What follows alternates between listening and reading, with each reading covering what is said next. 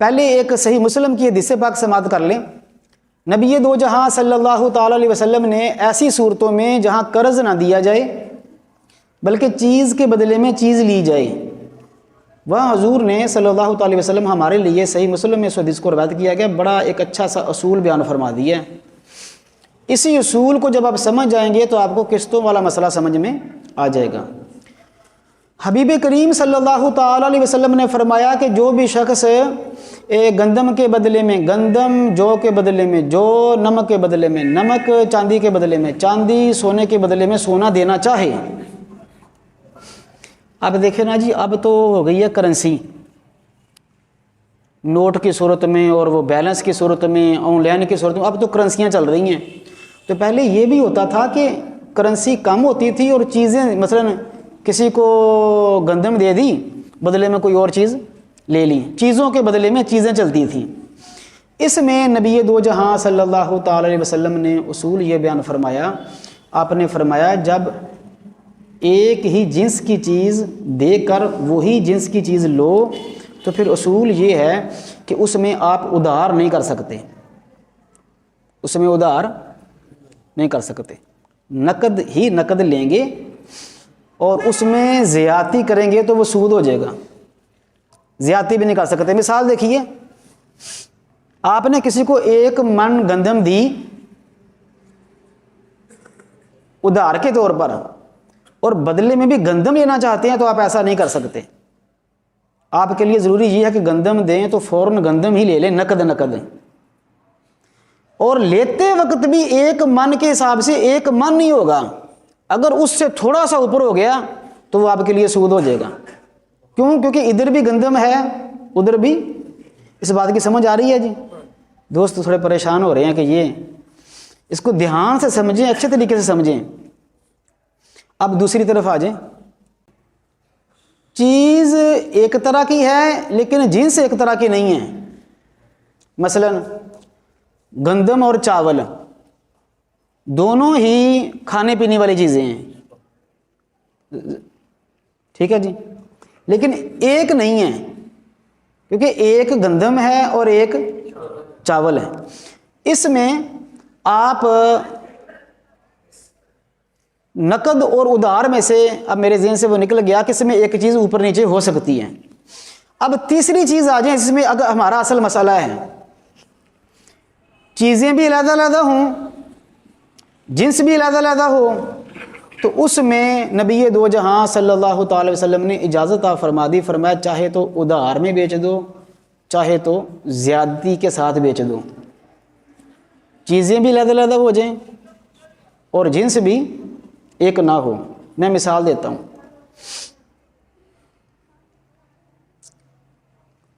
آپ نے دکان سے ایک موبائل خریدنا ہے، آپ دکاندار کے پاس جاتے ہیں اور وہ کہتا ہے کہ یہ موبائل 30,000 روپے کا ہے، تو آپ نے دکاندار کو کیا دینا ہے جی؟ روپے۔ اس نے بدلے میں کیا دینا ہے؟ موبائل۔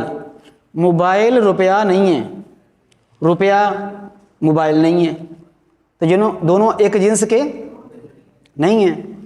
دوسرا، ان کی قدر بھی مختلف ہے، موبائل اور چیز ہوتی ہے اور روپیہ اور چیز ہوتا ہے۔ اب دونوں اس میں کوئی بھی نہیں ہے، جنس بھی ایک نہیں ہے، قدر بھی ایک نہیں ہے، روپے کی اپنی اہمیت ہے اور موبائل کی، اب دونوں چیزیں چینج ہو گئیں۔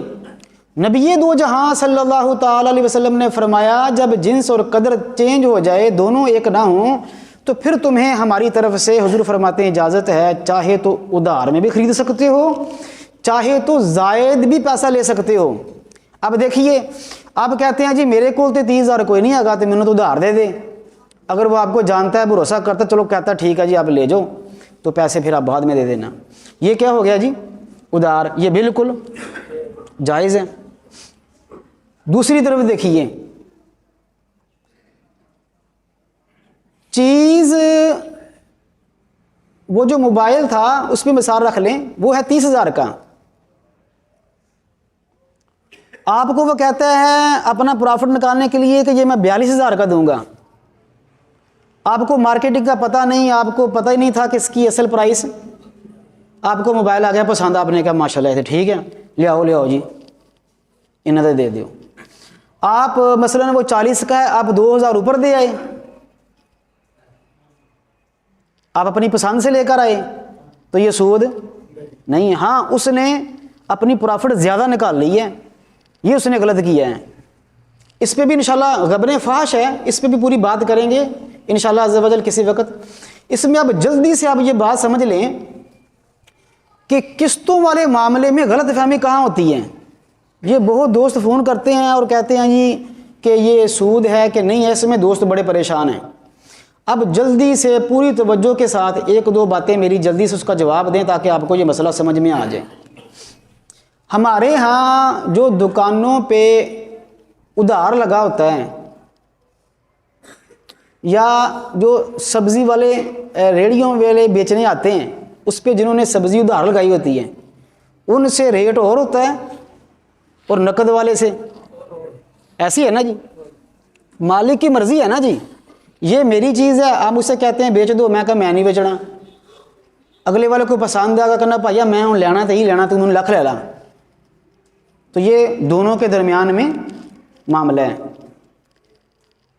अब जल्दी से इस बात की तरफ तवज्जो करें।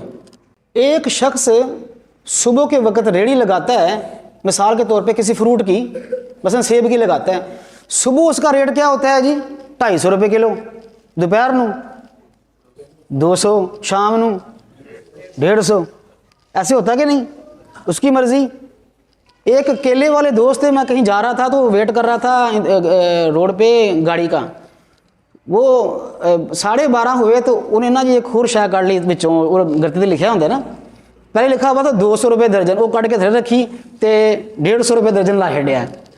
मैं कि यार की होया, कहता वो मसला है कि 12 बजे तक साडा बैलेंस पूरा हो जाता है, बाकी फिर मुनाफा ही है, उसकी मर्ज़ी है ना जी। अब आप गए हैं, आप कहे हैं जी, वो कहता है जी आपको 250 रुपये किलो सेब आ, तो आपको पता है बात करने का, आप कहते हैं नहीं भाई इन्हें नहीं। अच्छा वो आपसे पूछ लेता लेने किन्ने हैं, अगर लेने आधा किलो कहना चल पर आओ, अगर आप कहें लवांगे कोई 5 किलो ले लवांगे कहना फिर ठीक हो गया। आप इससे अंदाज़ा करें कि कस्टमर और मालिक के दरमियान में चीज़ चल रही है, अल्लाह उसके रसूल ने इजाज़त दी हुई है। आप गए, आपने भाव तो किया, आपको बात करने का पता था, वो 250 रुपये जो सुबह सुबह कह रहा था, सुबह सुबह ही आप उससे 200 रुपये के लेके आ गए।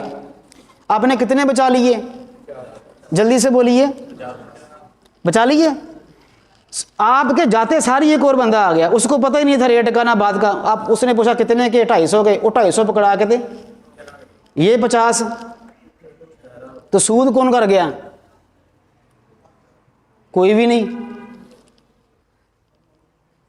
ये सूद है ही नहीं, क्योंकि एक तरफ रुपया है एक तरफ चीज़ है, दोनों ही अलग अलग हैं। इसलिए बड़ी तवज्जो से समझ लें कि जब आप किसी दुकान पे जाते हैं तो वो क्लियर कर देता है आपको कि नकद लेना आया हैं कि किस्तों से लेना आया हैं, ऐसे है ना जी। जो बिल्कुल किस्तों वाली चीज़ें हैं वो तो नकद मेरा ख्याल देते ही नहीं हैं, वो कहता है जी हमने ये चीज़ें देनी किस्तों पे हैं। अगर नकद दें भी ये तो पहले क्लियर करते हैं कि जी आपने किस्तों पे लेनी है या नकद। आप कहते हैं जी मैंने किस्तों पे लेनी है, तो फिर आपको वो बताते हैं कि यही चीज़ 17,000 की होगी। कोई और कहता है जी मैं नकद पे लेना चाहता हूँ, तो वो कहता है जी यही चीज़ हम आपको 55,000 की देंगे। आपकी मर्ज़ी है, आप दुकान पे जाते हैं, मार्केट में जाते हैं, 10 दुकानें फिरते हैं, जहाँ आपका सौदा तय हो जाता है, दिल मान जाता है, आप लेके, आपको लगता है कि महंगी दे रहा है तो उठ के, आपको लगता है कि मेरा इसमें सर जाएगा तो आप ले लें। तो लिहाजा किस्तों वाले मामले में ये बड़ी गलत फहमी हो गई कि इसको सूद पे डिपेंड कर दिया, हालांकि ये सूद किसी तरीके से बनता ही नहीं है। एक तरफ रुपया है, दूसरी तरफ चीज़ है। हाँ गलत फहमी ये होती है, वो कहते हैं जी वेखो ना जी हुण ए जड़ा मोटरसाइकिल आ ये तो है 80,000 का, सही कंपनी का रेट ये है, तो ये हुण किस्तों से देने दिया 90,000 का, ये सीधा सीधा सूद नहीं, हजूर सूद नहीं है, उसकी चीज़ है, उसकी मर्जी। आप ग्राहक हैं, कस्टमर हैं, आपको लग रहा है कि महंगी है तो आप किसी और दुकान पे चले जाएं। तो ये ऐसे चलता है। ये ना हो अगर आप इसको कहेंगे कि उतार चढ़ाओ, रेट के उतार चढ़ाओ का सूद हो जाएगा, तो फिर सारी दिहाड़ी रेड़ियों पे सूद चल रहा है, सुबह 250 का, दोपहर को 200 का, शाम को 150 का। وہ بلکہ جنہوں بالکل ہی راحت ہو جاتی پھر ویسے کہنا 100 دے سارے لائے وہ، ایسے ہوتا ہے کہ نہیں؟ تو یہ مالک کی مرضی ہے، کسٹمر کی مرضی ہے، جس میں طے ہو جائے۔ ایک مجھے واقعہ یاد آ گیا، حضور فاروق اعظم رضی اللہ تعالیٰ عنہ اپنی خلافت کے زمانہ میں کسی ایک مارکیٹ میں گئے، اور وہ جو مالک تھا وہ وہاں نہیں تھا، جو ذمہ دار لڑکا بٹھایا ہوا تھا وہ پہچانتا نہیں تھا۔ تو کپڑا حضور فاروق اعظم نے پسند فرما لیا، فرمایا اس کا کیا ریٹ ہے؟ اس نے کہا جی 2 درہم مثلا، ایک مثال کے طور پہ۔ آپ نے کپڑے کو دیکھا، پسند آ گیا، لے کے نکل آئے۔ ابھی آپ آ رہے تھے تو مالک آ گیا، اس نے کہا جی کوئی شے وکی ہے؟ انہوں نے کہا جی ہاں جی ہے، کپڑا میں 2 درہم کا کٹ ماریا جی۔ اس نے دیکھا تو کہتا ہے اس کی تو قیمت 1 درہم تھی، تو انہوں نے 2 کا بیچ دیا۔ کس کو بیچا ہے؟ اس نے کہا یہ اس طرح کا ایک بندی شخص آیا، تو اس نے کہا ہو وہ تو امیر المؤمنین حضور فاروق اعظم تھے۔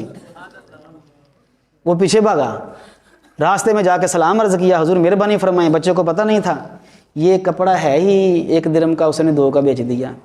حضور فاروق اعظم نے مسکرا کے فرمایا یہ میرا اور اس کا معاملہ تھا، اس نے 2 کا کہا، مجھے 2 کا پسند آ گیا، میں نے لے لیا، مجھے لگتا کہ یہ قیمت اس کی نہیں ہے تو میں چھوڑ کے آ جاتا۔ تو اس سے آپ اندازہ لگائیے کہ جب چیزیں مختلف ہو جائیں، ایک طرف روپیہ ہو جائے، ایک طرف چیز ہو جائے، تو پھر اللہ اس کے رسول نے کسٹمر اور مالک پہ چھوڑ دیا ہے کہ جہاں وہ طے ہو جائیں، جہاں راضی ہو جائیں، وہاں چیز کو لے جائیں۔ انشاءاللہ عز و جل اس پہ اگلے جمعۃ المبارک میں یہ بات کریں گے کہ کم از کم ریٹ کتنا اوپر رکھنا چاہیے جو اللہ اس کے رسول کو جنہیں شریعت مطہرہ کو پسند ہے۔ مثلاً کہ چیز اگر 1000 کی لائی ہیں تو کیا آپ اس کو 2000 کی بیچ سکتے ہیں؟ کتنا مارجن رکھنا چاہیے؟ انشاءاللہ عز و جل اس پہ ہم بات کریں گے۔ اور باقی جو حضور پاک صلی اللہ تعالی وسلم نے تاجروں کے لیے رہنمائی فرمائی ہے، اللہ تعالیٰ مجھے اور آپ کو وہ سننے کی توفیق عطا فرمائے اور اس پہ عمل کرنے کی توفیق عطا فرمائے۔